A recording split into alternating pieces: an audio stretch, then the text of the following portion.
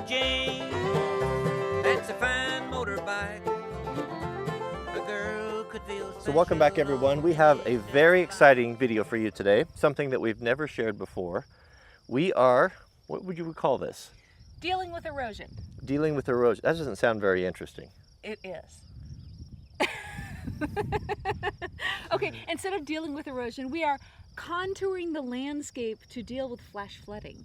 So what we're trying to do is we're trying to hold water on our land as long as possible.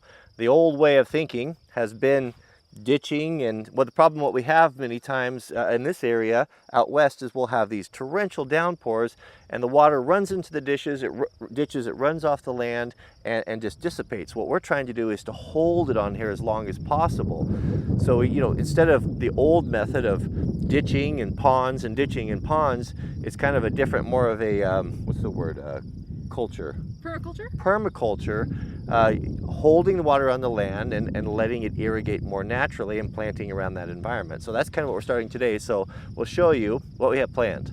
So every spring the snow melts and water comes flooding through here with the rains, and it's quickly knocking the soil off, and it's getting steeper and steeper and steeper. And so what we want to do is smooth it out. And so you can see we've started here.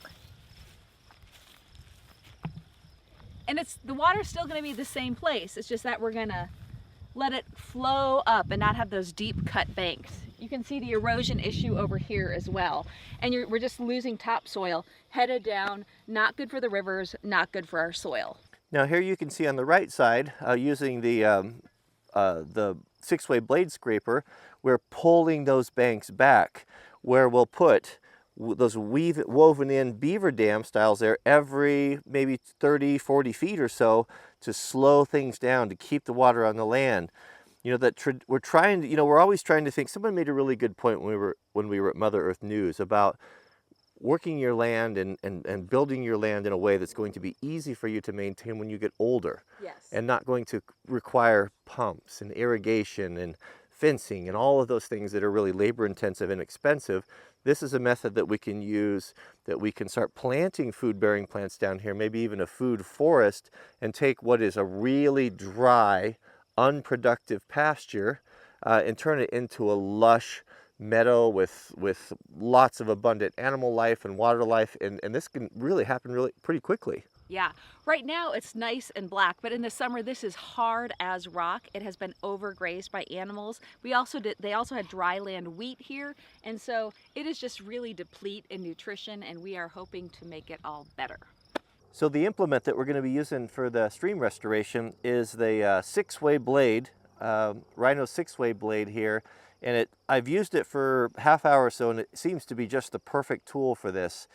Because I can carry a little bit of dirt, and it gives me all that adjustability where I'm working on such a steep angle that I just wouldn't be able to do with a box blade scraper. So this adjusts, as you can see, that there's 3 rams, adjust this way, where you can offset the whole thing, and then of course the blade turns this way here and then in and out. Unfortunately, we only have 2 circuits on the back, and this requires 3, but it's not such a big deal because I don't really need to offset this boom. What I mean is that this here has a hydraulic ram on it there that will push it so I could reach way over here, like if I was wanting to cut or pull gravel into a road. And so that's just one that I haven't hooked up. It doesn't seem to make that much difference for us. Primarily what I'm using is this one right here, which is changing the angle. And it's 8 foot, so it really makes work go by quickly. We could add one. There's actually a place on the tractor, if Yanmar is listening. One more lever right there. These hydraulic units, you can essentially just stack them up as many as you want. Just add a lever to it, and that will give us the third function, I guess you'd call it. That's so smart to have that modular aspect. It is. Because you don't know when you might need more. Yeah, it is. This is just a cap here. So you take that cap off, and then you can add another one, and you can see the control cables, which run up to the corresponding handles, and then you can run all 3. So maybe that's something that we can add in the future. It would be really cool. So we're going to get started. Mrs. W is going to give me the signals and rake behind me, and we'll see if we can't really make a big difference down here.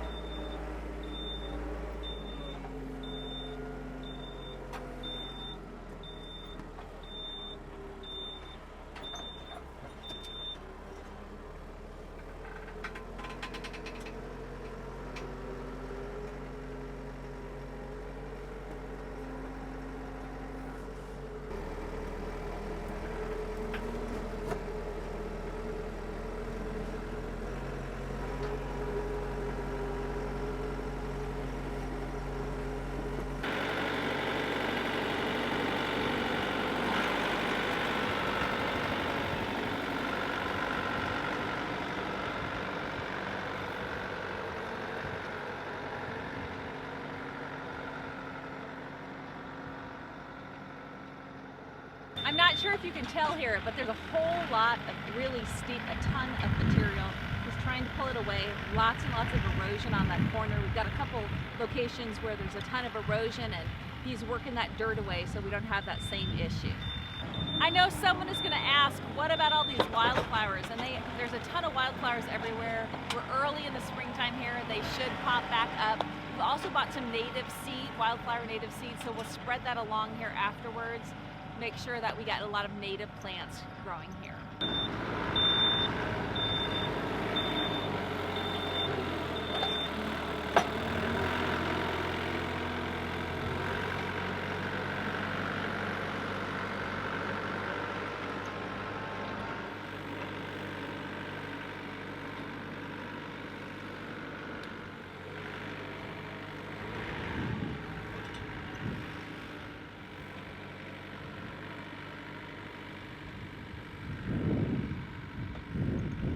This is pretty fun. I'm finding a whole bunch of bulbs all around, so I'm not quite sure what they're for, but stuff is growing around here.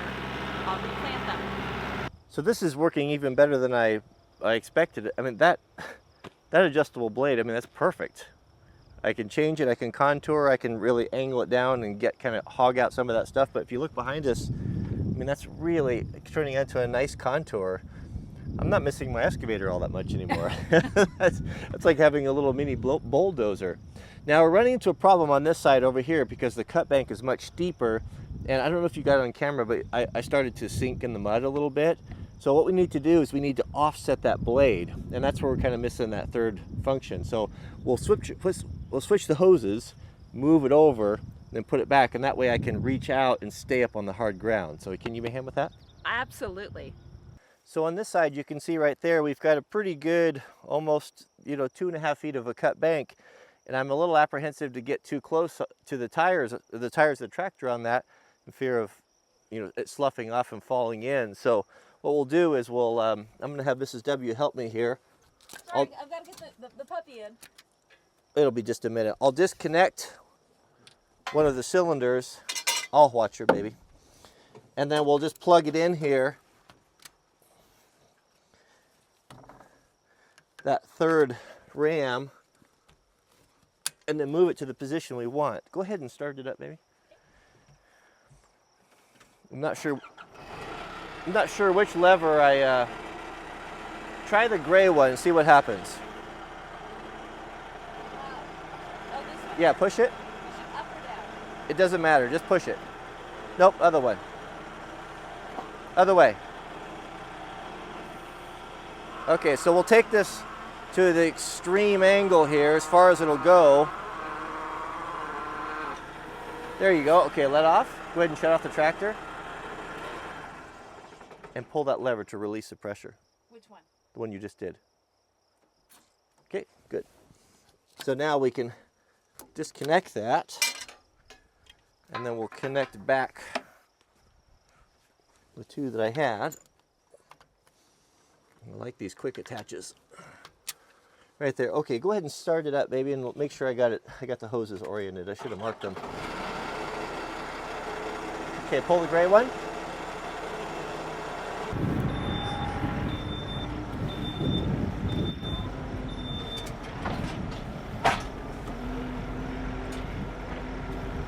Now remember, this is what the erosion looked like before, and we're going to show you how wonderful it looks now. It should really slow down. The water shouldn't have the flash flooding and erosion issues. We've banked everything out nice, and it's much wider so the water can spread out. We're going to go ahead and plant some things here. Remember right here, There was a really deep bank. right there was that steep bank where that was the worst part of it. And now we're all oh, this is great. This has really turned out good. Kind of interesting. There's a rock vein through there, so you can see it's like this natural dam of where the rocks were, and then it's dirt again. And so the grass, there's a ton of grass under here. It should pop up, but we want to add some additional seed in a little bit. So we're going to have lunch here. Took us probably, a couple hours? Yeah. To do, I would say we have 125 to 150 feet of swale done. And I can't believe how simple it was. That grader right there, I mean, that thing was tailor-made for this. I don't know what it was intended for, but it sure did work good for what we were doing. Man, I mean, it just made it, I would rather, it was easier to do this, and I think I could do a better job than I would with an excavator. Oh. I mean, it really worked good. I just contoured the land really well, and you can see it from this direction here. It really worked great. Thank you, Rhino. Good job on that. The dogs are happy.